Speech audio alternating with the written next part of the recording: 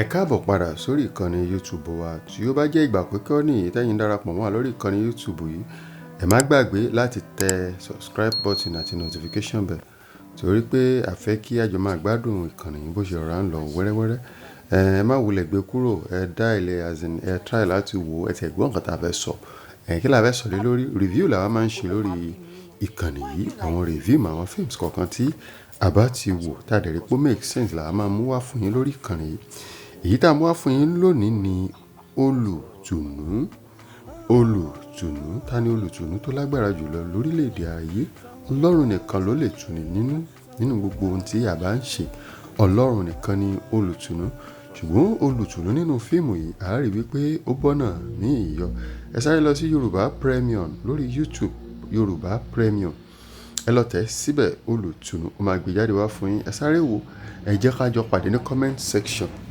Ireti Osayemi Ayo Olaiya, Zainab Bakare, omokinde seyi. Àwọn jàǹkànjàǹkàn òṣèré yìí ló kópa nínú fíìmù àgbéléwò Olutunu yìí.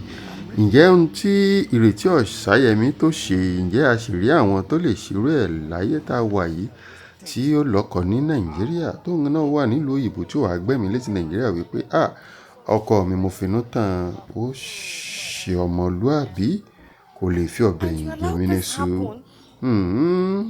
Ayo Olaiya wá ṣe bẹ́ẹ̀ gàràgàrà. Ǹjẹ́ ó ti ẹ̀dà ìyàwó ẹ̀ ni àbí ò dá? Itú tí bàbá náà wà ń pa lórílẹ̀‐èdè Nàìjíríà ò ti ẹ̀ kéré. Ìbàdàn ti rẹ́ nìkan ní orílẹ̀‐èdè aláwọ̀ funfun tí ìyẹn náà ń ruwó dànù tó ń ruwó wá sílé.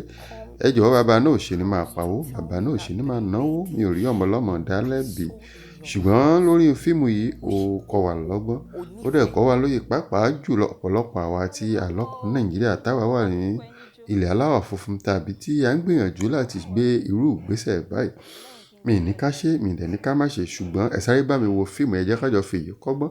Ẹ lọ sórí Yoruba Premium YouTube, ẹ tẹ̀ síbẹ̀ Olutunu, ó máa gbé jáde. Ẹ wò ó, ẹ jẹ́ ká jọ wá pàdé ní comment section. Ǹjẹ́ ìgbésẹ̀ tí Ireti Osayemi padà fẹ́ gbé, ǹjẹ́ ó tiẹ̀ wá make sense ni? Ṣó make sense sí yín? Ǹjẹ́ ṣé nǹkan tí Mr. Olólùfẹ́, ìyẹn tí ó ń jẹ́ Ayo Olaiya, ǹjẹ́ nǹkan táwọn náà ṣe nínú fíìmù yìí ǹjẹ́ ó bójúmu? Ǹjẹ́ ẹ back wọn up? Ǹjẹ́ ẹ rò pé nǹkan tó make sense ni? Ẹ jẹ́ ká pàdé ní comment section, ẹ jẹ́ ká sọ̀rọ̀ lé lórí. Tó bá jẹ́ ìgbà àkọ́kọ́ léyìí, bí mo ṣe sọ lẹ́ẹ̀kan tí ẹ ṣẹ̀ṣẹ̀ ń darapọ̀ mọ́ wa lórí ìkànnì YouTube yìí, ẹ má gbàgbé láti subscribe, kẹ́ tẹ notification bell. So that gbogbo ìgbà tá a bá ti ń gbé wá fún yín, ẹ máa ráyè rí.